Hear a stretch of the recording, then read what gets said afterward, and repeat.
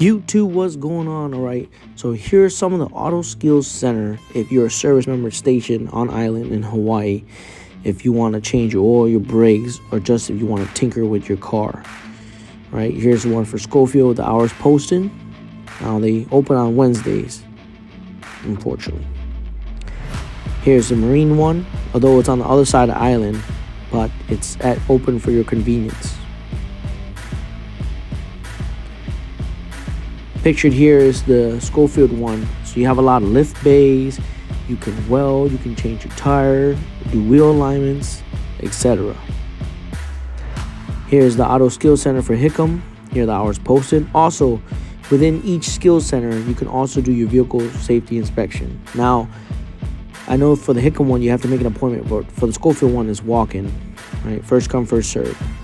And right here, pictured is the Hickam Skill Center.